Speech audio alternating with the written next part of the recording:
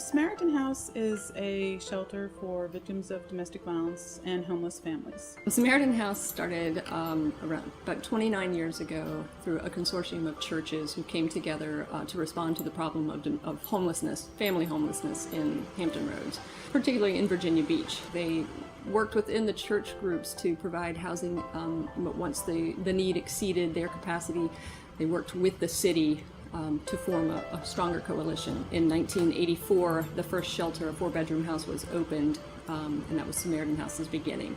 Within about 5 years of opening as a shelter for families who are homeless, the organizers there realized that most of the families who were coming to shelter were coming as a result of domestic violence. So very quickly, services to respond to the domestic violence went into place. We have victim advocacy services that are available to anyone who needs our services. You don't have to come into shelter or transitional housing to receive those services.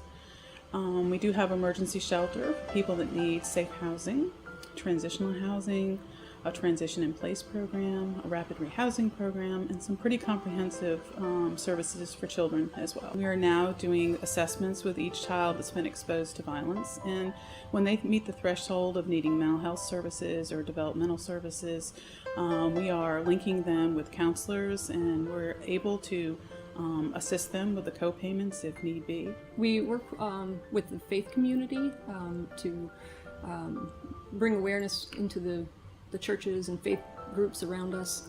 We also work with our local universities on different campaigns of raising awareness of dating violence and sexual assault and domestic violence. And in the school systems, presenting trainings to students in high school and middle school about dating violence. We're always looking for volunteers to help extend our programs through skilled volunteers. We also like to work in a very good grassroots network to connect people to our email list, our website, through all of our communications tools, so that people know what events are coming up that they would like to support.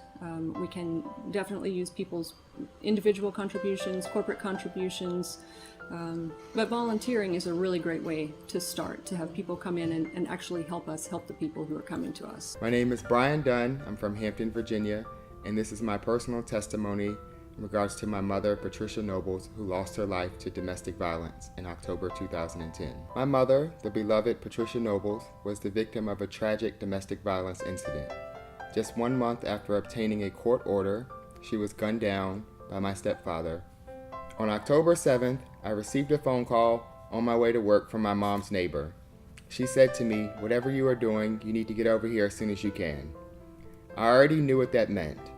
The scene was unfamiliar, but very real. The first thing that I saw were tire marks on her front yard and 3 bullet holes on the door of her car.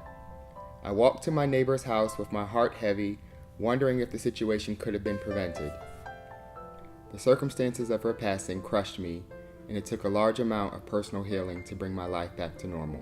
Eventually, I found my way to the Samaritan House, where I met one of their leaders, Cherise. After telling her my story, I told her that raising awareness via their annual 5K marathon was my way of coping with my mother's loss. Not only was the 5K a way to give back to the community, but it was also a chance to turn a negative into a positive. I learned quickly that once you go through a tragedy, you can't sit around and drown in sadness forever, nor can you sit around and bury yourself into a deeper hole than you started in. The only way to progression after a tragedy is to let the light in.